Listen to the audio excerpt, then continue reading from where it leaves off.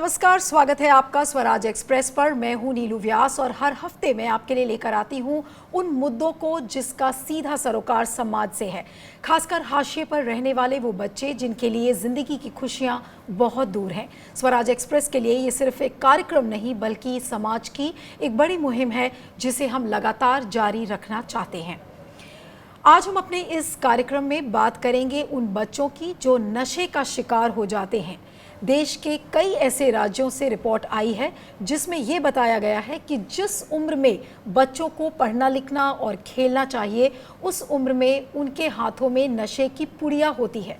सड़कों और गलियों में ये बच्चे लड़खड़ाते हुए मिलते हैं।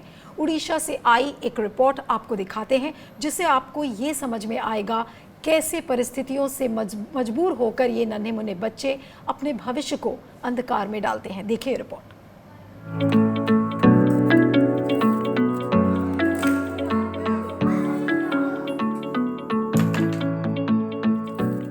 हंसते खेलते इन बच्चों की तस्वीरें देखकर आप ये सोच रहे होंगे कि आखिर हम इन तस्वीरों के जरिए आपको क्या बताना चाह रहे हैं। इन तस्वीरों के पीछे एक ऐसी कहानी है जिसे सुनकर आपके रोंगटे खड़े हो जाएंगे। आप ये सोचने पर मजबूर हो जाएंगे कि आखिर हमारे समाज में हो क्या रहा है।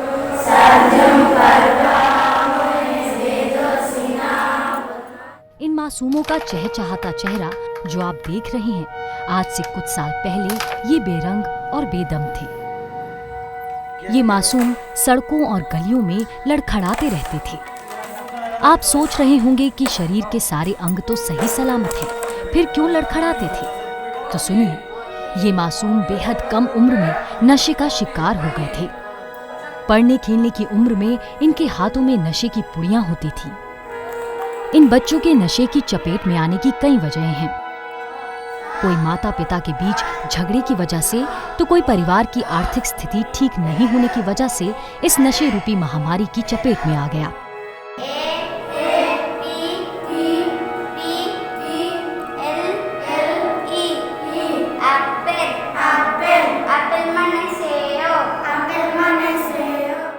बच्चों को नशे से मुक्त कराने के लिए कई मुहिम चलाई जा रही हैं, लेकिन अब भी ये समाज के लिए एक नासूर बना हुआ है। एस्पायर नाम की स्वयंसेवी संस्था भी ऐसे बच्चों के भविष्य को संवारने के लिए कोशिश कर रही है। संस्था में काम करने वाले लोगों का कहना है कि ज्यादातर बच्चे जो इनके पास पढ़ने आते हैं वो नशे के शिकार होते हैं।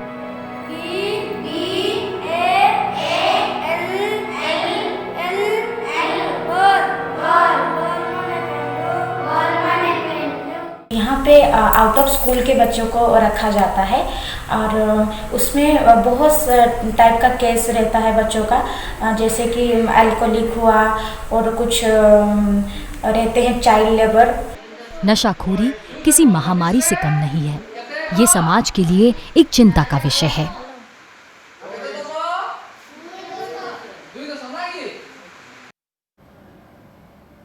तो आपने ये रिपोर्ट देखी और एस्पायर एनजीओ के साथ स्वराज एक्सप्रेस कोलैबोरेट कर चुका है और हर हफ्ते हम किसी न किसी इशू पर अपनी चर्चा को आगे बढ़ाते हैं। अब आपको एक बता दें कि भारत विश्व के उन देशों में है जहां पर सबसे ज़्यादा बच्चों की जनसंख्या है। और आपको ये भी बता दें कि भारत की सड़कों पर यानी कि स्ट्रीट्स पर लगभग 18 मिलियन बच्चे पनपते हैं, उनका घर बार है वहाँ पर। और ये कहा गया है एक सर्वे के मुताबिक कि 40 से 70% जो ये स्ट्रीट चिल्ड्रन हैं वो सब्सटेंस अब्यूज़ करते हैं, यानी कि किसी न किसी नशे का शिकार है। तो आइए आज इस चर्चा को आगे बढ़ाते हैं एक बहुत ही खास पैनल के साथ। दयाराम जी जो सेक्रेटरी हैं एस्पायर एनजीओ के, आपका बहुत बहुत स्वागत है। हमारे साथ जुड़ रही हैं Pratiksha Sharma, she is a therapist, researcher in mental health and law. आपका बहुत बहुत स्वागत है प्रतीक्षा प्रोग्राम में। और हमारे साथ इस प्रोग्राम में जुड़ रहे हैं राजेश कुमार जो कि डायरेक्टर हैं society for promotion of youth and masses. आपका भी बहुत बहुत स्वागत है। और आज की चर्चा में दयाराम जी से शुरू करूंगी। दया जी, जो आप ग्रास रूट लेवल पर काम करने के बाद आपका एक्सपीरियंस क्या रहा है कि ये जो बच्चे जो आज नशे की गिरफ्त में हैं उनका खास कारण क्या आपको नजर आता है? हमारे पास जो बच्चे और जो गांव से आते हैं और शहर से आते हैं, गांव के बच्चों में भी नशे की लत है, बट वो उतनी बुरी नहीं है क्योंकि वो ज्यादातर खड़िया जो राइस बियर है वो ट्राइबल इलाके में लेते हैं। लेकिन जो शहरों से बच्चे आते हैं जिनको हम स्ट्रीट से लाते हैं, बस स्टैंड, प्लेटफॉर्म से, तो हमने देखा ये बच्चे हमारे सबसे पहले हमने नोटिस तब किया जब ये बच्चे रात के समय बहुत रेस्टलेस हो जाते, एक दूसरे की बात पिटाई भी करने लगते, जब उनको नशे की आदत थी और नशा नहीं मिलता। तो ज्यादातर जो शहरी बच्चे हैं उनमें एक तरह की नशा करने की आदत है। जो गांव के बच्चे हैं वो भी नशा करते हैं, तंबाकू खाते या थोड़ा गांजा भी ले लेते हैं कुछ बच्चे, खड़िया बहुत ज्यादा बच्चे लेते हैं जो कि समाज में व्याप्त है, लेकिन फिर भी उनकी ऐसी खराब हालत नहीं होती जो शहरों के बच्चे। और ये सब्सटेंस यूज में इनकी हालत बहुत खराब है। फिर इनके साथ निपटना हमारे लिए ज्यादा मुश्किल था कि हमने जिस तरह से इन बच्चों के साथ काम किया है, बल्कि एक बार तो हम घबरा गए थे इससे बच्चों के साथ कैसे निपटे जो एक दूसरे की पिटाई भी करते, वायलेंट हो जाए। कुछ भाग भी गए थे वहां से क्योंकि उनको नशे की लत, तो वो भाग भी गए थे। धीरे धीरे इन बच्चों के साथ काम करके प्यार से इनको कुछ न कुछ अल्टरनेटिव करके कि हम उन समयों में कुछ खास चीजों में एंगेज रखना, कुछ खाने के लिए अलग तरह की चीजें देना, तो ये बच्चे धीरे धीरे हमारे साथ जुड़ के और उन बदलाव आया। बट दोनों अलग है, शहरों से आने वाले बच्चे और गांव से आने वाले बच्चे।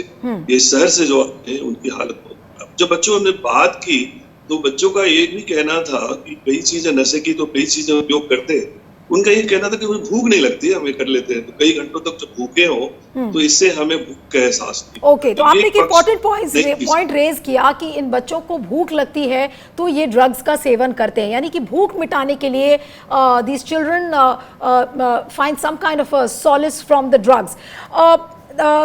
प्रतीक्षा, आपसे पूछूंगी कि कितनी रैम्पेंट है, अगर नेशनल लेवल पे ये प्रॉब्लम देखूं तो कितनी सीरियस है इस समय, क्योंकि जो सर्वेज आ रहे हैं वो बहुत डिस्टर्बिंग है कि जो जितनी भी बच्चों की जनसंख्या है, अगर 40 से 50% जो बच्चे हैं वो ड्रग्स का सेवन करते हैं, जो खासकर जो सड़कों पर रहते हैं, तो कितनी सीरियस है ये सिचुएशन? इनफैक्ट नीलू, मेरे पास जो स्टैटिस्टिक्स हैं वो तो 82.7% कह रहे हैं जो ड्रग यूज है बच्चों की, विच इज वेरी शॉकिंग, क्योंकि आप जो कह रही हैं फिगर उससे तो काफी बड़ा है मेरा वाला फिगर भी। और मसला ये है कि बहुत सारा इशू मैल न्यूट्रिशन के साथ जुड़ा हुआ है, यू नो। तो आई डोंट नो, आपको शायद पता हो ये बात कि पहले जब खासतौर पे उड़ीसा की ही बात है, क्योंकि जहाँ पे पेरेंट्स के पास खाने के लिए नहीं होता तो वो लोग बच्चे को थोड़ी सी अफीम खिला के सुला देते हैं, तो वो these things start very early. और अगर बच्चे को शुरू से ही एक चीज की आदत पड़ जाती है, अपनी भूख को एक तरह से अलग तरह से डाइवर्ट करने की आदत पड़ जाती है, तो ये बहुत जल्दी उसको फिर एक लत भी लग जाती है कि this is the way to अपने भूख को डील करने का।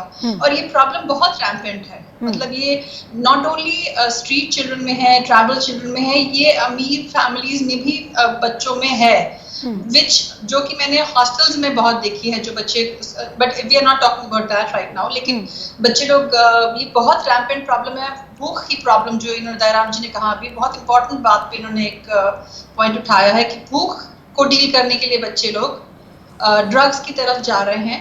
उससे ये है कि भूख तो एटलीस्ट नहीं लगेगी, बिकॉज आप एक अलग सी दुनिया में, आपका मतलब सोच कहीं और चली जाती है, you are sozzled in that kind of a thing. तो ये काफी रैम्पेंट प्रॉब्लम है जो आप कह रही हैं, उससे बड़ी मतलब स्टैटिस्टिक्स मेरे पास हैं। सो विच इज और ये बहुत सिर्फ ड्रग्स ही नहीं, अल्कोहल है इसमें, निकोटिन है, गुटखा है, और इनहेलेंट्स हैं तरह तरह के, इसमें हीरोइन, ओपियम और ये कैनबिस, और एक ये प्रोपॉक्सीफीन कहते हैं एक चीज को, वो भी है। तो बच्चे तरह तरह से, अल्कोहल तो खैर है ही है, क्योंकि और आई थिंक बात ट्राइबल बच्चों की भी थी, तो बहुत सारी सोसाइटीज जो हैं, ट्राइबल सोसाइटीज, उनमें ये चीजें नॉर्मलाइज्ड हैं, कि it is a part of their culture, कि काफी सारा, I mean even pregnant mothers को भी एवर्जन नहीं होगा कंज्यूम करने में alcohol, and as a result ये बहुत एक नेचुरल चीज मानी जाती है। सो बच्चों के लिए बहुत जल्दी एक्सपोजर है alcohol, and this is a very common problem. I mean easily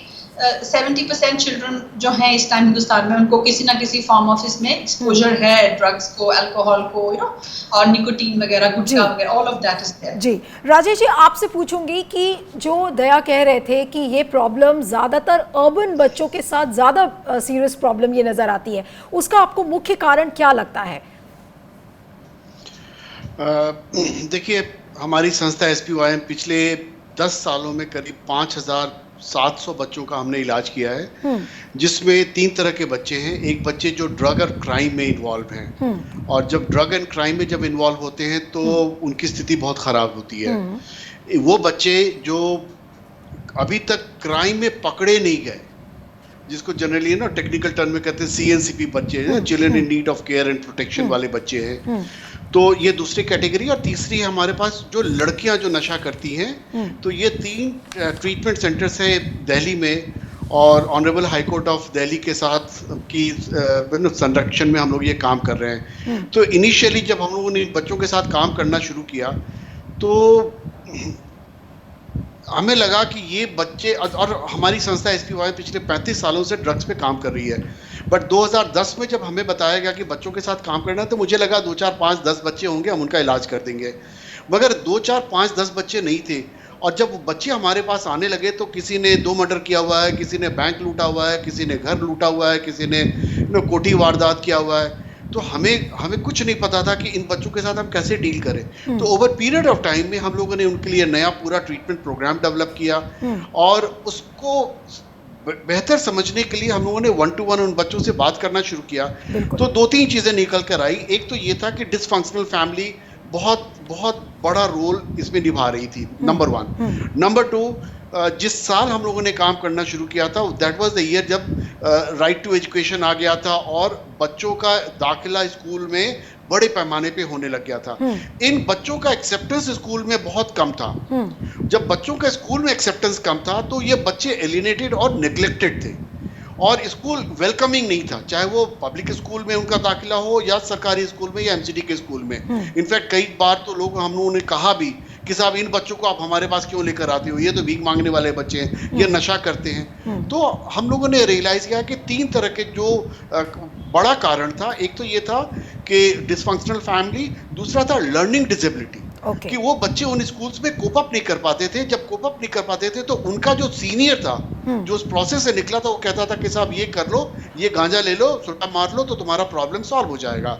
और तीसरा वो था जहाँ पे जो आम आपके और हमारे फैमिली के जो बच्चे थे, हमारे पास उनके लिए वक्त नहीं था, समय नहीं था, हमें नहीं मालूम था कि उनका फ्रेंड कौन है, वो किन के पास जा रहे हैं, किन के साथ बैठ रहे हैं। तो ये 3 तरह के बच्चे हमारे पास आते थे। और पिछले जब 10 सालों में हम लोगों ने जाना, सीखा, समझा, तो ये पता चला कि ये बहुत बड़ी समस्या है। Last year government of India ministry social justice के लिए हम लोगों ने जो डेटा इकट्ठा किया था, it's a pan India, this is available on public site, करीब 40 मिलियन बच्चे वल्नरेबल हैं। 40 मिलियन बच्चे बहुत बड़ा नंबर है। कोई शहर नहीं है जहां पे बच्चे नशा नहीं कर रहे हैं।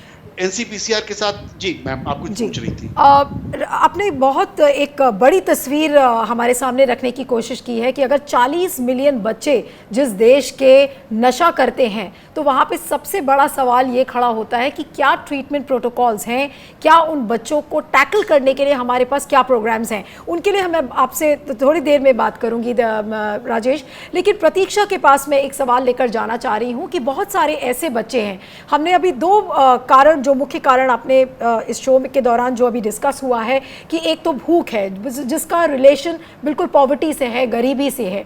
डिसफंक्शनल फैमिलीज़ की हम बात करते हैं जहां पर may be husband and wife की बहुत ज़्यादा आपस में बनती नहीं है, उस लड़ाई का असर उन पर होता है, बच्चे बाहर निकल कर ड्रग्स में लेते हैं।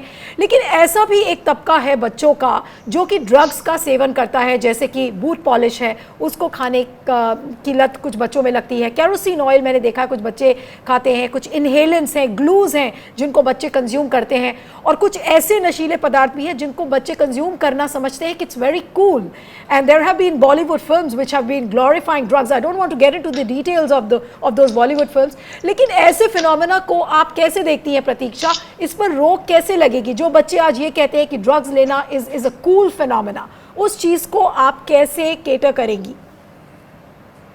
एक्चुअली कूल जो है ना, बच्चे पीयर प्रेशर में कहेंगे हमेशा एक बात को।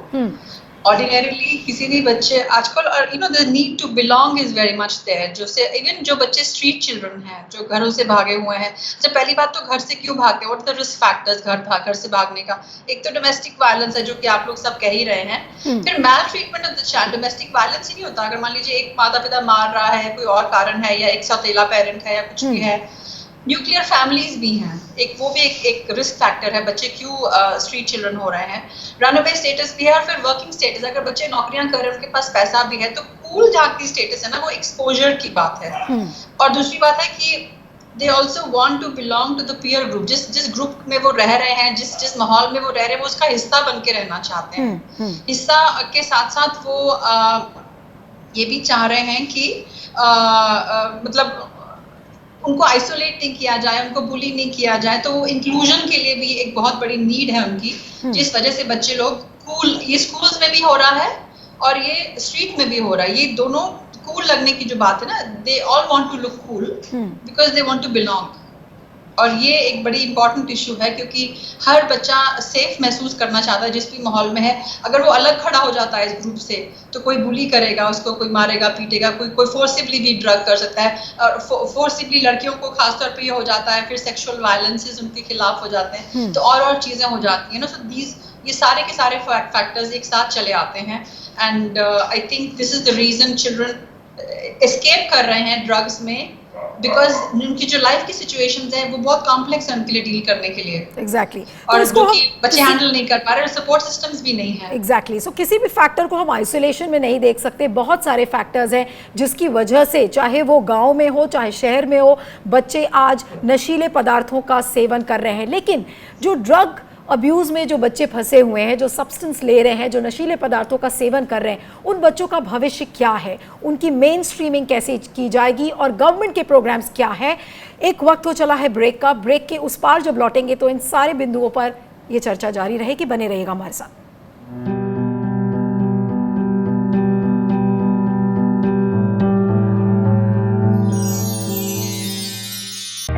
सपने सच तब होंगे जब आप सपने दिखना शुरू करेंगे। ये शब्द हैं उस शख्सियत के जिसके सपनों ने दी इस देश को एक नई उड़ान, डॉक्टर APJ अब्दुल कलाम। और ऐसे ही हर स्टूडेंट के सपने पूरे करेंगे हम, under best guidance of expert faculty team. Admission open in science and technology, humanities, social science, arts and sports. Doctor APJ Abdul Kalam university, Indore.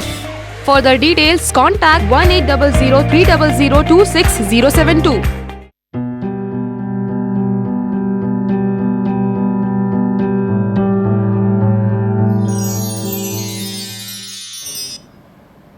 Break के बाद आपका स्वागत है हमारे खास कार्यक्रम बूंदे ओस की में। और आज हम बात कर रहे हैं उन बच्चों के बारे में जो नशीले पदार्थों का सेवन करते हैं। दया, मैं आपके पास आऊँगी कि जो स्ट्रैटेजीज़ है, जो प्रिवेंशन कंट्रोल है, वो कैसे किया जाए, क्योंकि जो अगर जिस देश में इतना बड़ी जनसंख्या जो बच्चों की है और अगर वो नशीले पदार्थों का सेवन कर रही है, तो यहाँ पर सवाल आज खड़ा होता है कि सरकार क्या कर रही है। क्या हम सिर्फ सारी जिम्मेदारी फैमिलीज़ पर छोड़ दें? क्या सारी जिम्मेदारियाँ हम स्कूल्स पर छोड़ दें?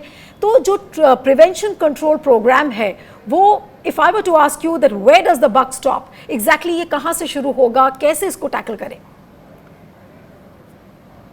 देखिए, जिम्मेदारी तो सरकार की है और जिम्मेदारी तो समाज की है।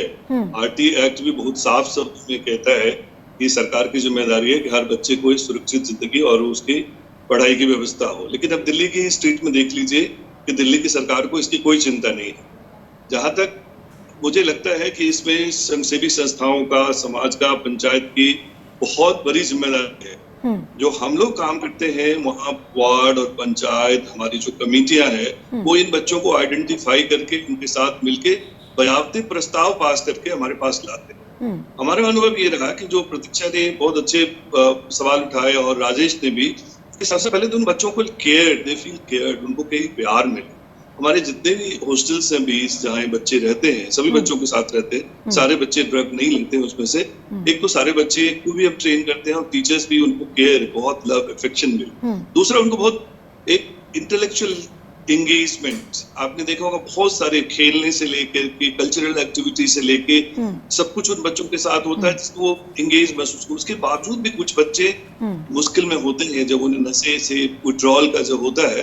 तो हमने थोड़ा प्रयोग किया है, क्योंकि हमारे पास कोई बहुत ज्यादा अनुभव नहीं था। हमने जो किया, जो बच्चे हड़िया लेते थे, हमने थोड़ा सा स्टार्च में नमक मिला के जो राइस बनाते हैं, हमने उनको, या उस समय पे कुछ खाना देना, उनसे बात करना, उन्हीं सब वक्तों पर कल्चरल एक्टिविटीज में एंगेज करना।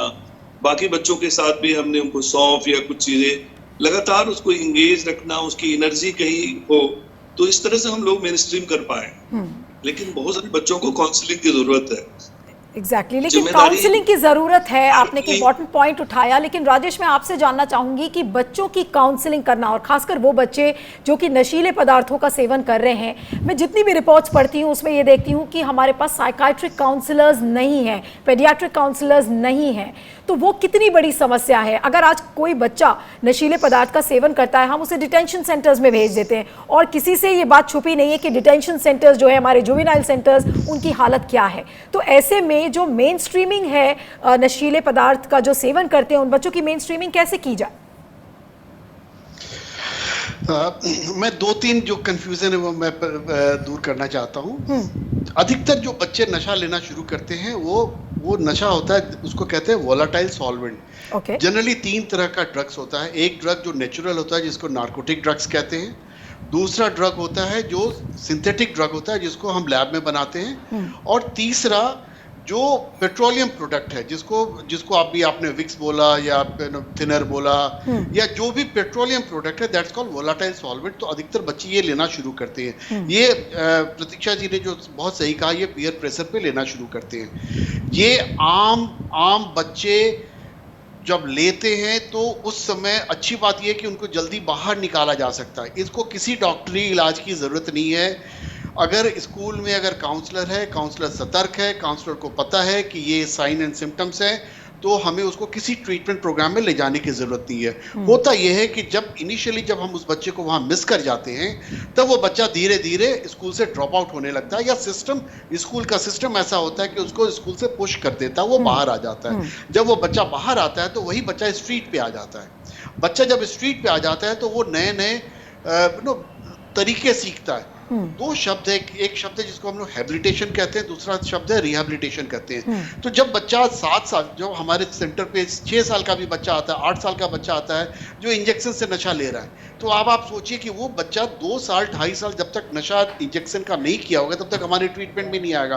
तो हम लोग उसको पूरा का पूरा, द वर्ड इज हैबिलिटेशन, हम उसको नई चीजें फिर से वही सिखाते हैं जो माँ बाप अपने बच्चों को सिखा रहे हैं। उसके बाद जब बच्चा कंफर्टेबल होता है, अच्छा, ट्रीटमेंट का 4 फेज होता है। एक फेज होता है जिसको हम लोग कहते हैं मोटिवेशनल इंटरव्यूइंग, जिसमें हम उसको मोटिवेट करके ट्रीटमेंट में लेकर आते हैं। फॉर्चुनेटली हमारे यहाँ जितने भी बच्चे आते हैं, चाहे तो वो जुवेनाइल जस्टिस बोर्ड के थ्रू आते हैं, क्योंकि अब बच्चे अरेस्ट हुए, तो अरेस्ट होने के बाद then they are sent to juvenile justice board, वहाँ से वो बच्चे हमारे पास आते हैं, तो वहाँ पे हमें कोई दिक्कत नहीं है, because they are brought with the court order, board order, sorry. और जो बच्चे चाइल्ड वेलफेयर कमेटी से आते हैं, वो बच्चे 5-6 रूट से आते हैं। पुलिस वाले लेकर आते हैं, माँ बाप जो परेशान है वो लेकर आते हैं, चाइल्ड लाइन के बच्चे आते हैं, तो अलग अलग जगह से बच्चे आते हैं। बट जो बच्चे जो जुवेनाइल जस्टिस बोर्ड से आते हैं, वहाँ पे ट्रीटमेंट हमारे लिए आसान है, क्योंकि उनको मालूम है कि मैं एक पुलिस के निगरानी में हूँ या कोर्ट के बोर्ड के निगरानी में हूँ। चाइल्ड वेलफेयर कमेटी के साथ मुश्किल होता है, मगर हम लोगों ने ओवर पीरियड ऑफ टाइम सीखा ये है कि जब बच्चों को आप स्पेस देते हैं, जब इस बच्चे की, हर बच्चे की अपनी आइडेंटिटी है, अगर आप उसको रिस्टोर करते कि हाँ बेटा आप बहुत इंपॉर्टेंट हो, या हाँ बेटी आप बहुत इंपॉर्टेंट हो, तो वो मुश्किल से 6-7 दिन की बात है, 6-7 दिन में फिर वो खुलने लग जाते हैं। मगर वो जो फेज है वो है, हम लोग कहते हैं उसको डिटॉक्स का फेज। लेकिन आपने एक बहुत अच्छा पॉइंट राजेश जी उठाया कि जो डिटॉक्स फेज में जब आप बच्चों से बात करते हैं, धीरे धीरे वो खुलते हैं। लेकिन इस पॉइंट पे मैं प्रतीक्षा को लाना चाहूँगी कि प्रतीक्षा जी, बहुत बार ऐसा होता है कि जब आप नशीले पदार्थ जो सेवन करते हैं उन बच्चों की आप बातें करते हैं, तो एक अजीब सी चुप्पी होती है, एक स्टिग्मा अटैच होता है। पेरेंट्स कई बार बात नहीं करना चाहते कि क्यों हम बोले कि हमारा बच्चा किसी नशीले पदार्थ का सेवन करता है, वो कोई भी पदार्थ हो सकता है। तो ऐसा जो स्टिग्मा है, एक जो चुप्पी सराउंडेड है, इस चुप्पी को कैसे तोड़ा जाए? Because there is a tendency where people don't want to come on records, and it's not only happening in India but across the world. You see, जब रिकॉर्ड्स पे लिखने की बात आती है तो ज़्यादातर पेरेंट्स थोड़ा सा पीछे हटते हैं कि रिकॉर्ड्स में हमारा बच्चा ना आए, तो कहीं ना कहीं फिर डायलॉग प्रोसेस भी उससे अफेक्ट होता है। तो ये कितना बड़ा फैक्टर है और इस चुप्पी को कैसे तोड़ा जाए? How do we encourage more and more parents to counsel the children, to walk up to the counsellor? इस चीज़ को कैसे बढ़ावा दिया जाए? एक्चुअली नीलू, मेरा तो ये ऑब्जर्वेशन है, because you know I work with children एक अलग स्टेज पे, जबकि काउंसलर्स भी उनको they have already referred them to the psychiatric clinic, you know. तो मेरे लिए तो उल्टा ये हो जाता है कि मैं देख रही हूँ कि काउंसलर्स भी अक्सर चुप्पी को हैंडल नहीं कर पाते, फैमिलीज की चुप्पी को। राजेश जी की संस्था एक बहुत ब्यूटीफुल काम कर रही है, क्योंकि वो लोग बच्चों से डायरेक्टली बात कर रहे हैं। जहाँ पे स्कूल काउंसलर्स जहाँ पे आ रहे हैं, तो वो फैमिली की जो डायनामिक्स है ना, उसको अक्सर नहीं डील कर पा रहे, एंड वो सिर्फ एक साइकियाट्रिक रेफरल का रास्ता क्रिएट कर रहे हैं, जहाँ पे बच्चा इनफैक्ट एक तो ड्रग सब्सटेंस अब्यूज का या यूज का वो स्टिग्मा है, और दूसरा next stigma is the psychiatric stigma कि अभी ये मेंटल पेशेंट भी बन सकता है। तो वो एक अलग, तो आई थिंक मेरे हिसाब से जो प्रॉब्लम बेसिकली एक जड़ जहाँ मुझे दिख रही है, वो एक कम्युनिकेशन का ही लैक है ओवरऑल सोसाइटी में। परिवारों में भी है, और इस वजह से बच्चे लोग घरों में भी एक्सप्रेस नहीं कर पा रहे, तो वो अगर कहीं पे एस्केप कर रहे हैं, that is their expression, you know. वो अपनी इंडिविजुअलिटी है, वो उनका एक यू नो मेरा एक एक्सप्रेशन है कि मैं अब बड़ा हो गया हूँ, हो गई हूँ, या ये मेरा पीयर ग्रुप है, मैं इसका हिस्सा बनना चाहता हूँ, या मुझे माता पिता घर में मार रहे हैं, तो मेरे को इसमें एक सेफ्टी मिल रही है, इस चीज में एक एस्केप भी है और एक सेफ्टी भी है। और तो ये जो आप स्टिग्मा कह रही है ना, I think Neelu, stigma is not just stigma से पहले की जो प्रॉब्लम है वो कम्युनिकेशन की है, जहाँ फैमिलीज में नहीं है, और जहाँ सोशल लेवल पे भी बच्चों में एक सेफ कम्युनिकेशन नहीं है बहुत सारे मसलों को लेकर, और फिर वो जाके मैनिफेस्ट कर रहा है एक यूज और अब्यूज की फॉर्म में। वो बच्चे के लिए एस्केप है, क्योंकि उसे भी एक एक्सप्रेशन चाहिए, एक यू नो वो चाहिए कहीं से। तो वो आई थिंक जो what I am saying is एक स्टेप उससे पहले की बात। Why this is happening? तो बेसिकली कम्युनिकेशन और संवाद की ज़रूरत है कि हम उनके जो जब वो सेवन शुरू करते हैं उसके पहले ही एक संवाद की ज़रूरत है। दया, लास्ट कमेंट्स मैं आपसे लेना चाहूँगी कि अब आगे की जो रणनीति है, जब इतनी भारी संख्या में जब बच्चे नशीले पदार्थ का सेवन कर रहे हैं, तो मैं आपसे 2 प्रिस्क्रिप्टिव पॉइंट्स अगर पूछूं कि इस समय सबसे ज़्यादा ज़रूरत इस समय क्या है, जहाँ तक सरकारी जो प्रिवेंशन प्रोग्राम्स हैं उनको लेकर, तो वो क्या कहेंगे आप 2 या 3 पॉइंट्स में, और बहुत जल्द से बताइएगा। ये कहूँ कि यदि आरटी के स्पिरिट को गवर्नमेंट इम्प्लीमेंट करे, तो ये सारे प्रोविजंस हैं सारे बच्चों के लिए हर तरह की सुविधा का, लेकिन सरकारें आरटी को गंभीरता से नहीं ले रही हैं, और ये सारे नॉर्म्स को सबसे ज्यादा कोई वायलेट कर रहा है, सबसे पहले तो सरकारें कर रही हैं। उनमें प्रावधान है, छात्रावास के भी है, काउंसलिंग के भी है, सारे कुछ है। और ये मुझे लगता है, मैं पहले भी कह चुका हूँ कि जो हमारे समाज और सरकार की व्यवस्था है, मेरा ये मानना है कि ब्यूरोक्रेसी का जो कैरेक्टर है, सरकार को जब तक नीचे से कोई एक्टिविज्म नहीं हो, जब तक नीचे से कमेटियां, पंचायत और समाज सजग नहीं हो, तब तक ये गैप फिलअप नहीं हो सकता। और जब ये बच्चे लाए जाते हैं और आप उन्हें प्यार से साथ काम करते हैं, तो हमारा अनुभव है कि 1 से 2-3 महीने में बच्चे मेनस्ट्रीम हो जाते हैं। बच्चे, बहुत सारे बच्चे हैं जो नॉर्मल जिंदगी जी रहे हैं, बहुत अच्छा कर रहे हैं अपनी पढ़ाई लिखाई में, और उससे निकल चुके हैं। बट वही परिस्थिति क्रिएट करने के लिए मुझे लगता है कि ब्यूरोक्रेसी कैपेबल नहीं है, सरकारें उसके लिए बहुत गंभीर नहीं है, और सरकारों पर कोई दबाव नहीं बना पा रहे हैं कि सरकारें इनको। चलिए, you hit the nail hard कि ब्यूरोक्रेसी गंभीर नहीं है, सरकार गंभीर नहीं है, लेकिन सबसे बड़ा सवाल ये है कि जब इतनी भारी जनसंख्या में बच्चे नशीले पदार्थों का सेवन कर रहे हैं, तो जो सरकारी प्रिवेंशन कंट्रोल प्रोग्राम्स हैं उनका क्या है? बिल्कुल ऐसा लगता है कि जो दिशा जो दिशा उन प्रिवेंशन प्रोग्राम्स को मिलनी चाहिए, वो दिशा नहीं मिल रही है। उसके कारण क्या है, आपने इस चर्चा में जान ही लिया है। लेकिन आज ज़रूरत शायद ये है कि एक मल्टी प्रॉन्ग्ड अप्रोच की ज़रूरत है। सारे स्टेक होल्डर्स, चाहे वो मीडिया हो, चाहे ब्यूरोक्रेसी हो, चाहे सरकार हो, एनजीओज हो, सबको मिलकर समाज से इस प्रॉब्लम को हटाना होगा, क्योंकि भूलना नहीं चाहिए कि यही बच्चे कल का भविष्य बनते हैं। तो आप सभी मेहमानों का बहुत बहुत शुक्रिया। प्रतीक्षा, राजेश और दया, आपका बहुत बहुत शुक्रिया कि आप इस प्रोग्राम में जुड़े, और अगले हफ्ते बूंदे ओस की में फिर से आपके साथ मिलूंगी किसी और इशू के साथ। देखते रहिएगा स्वराज एक्सप्रेस।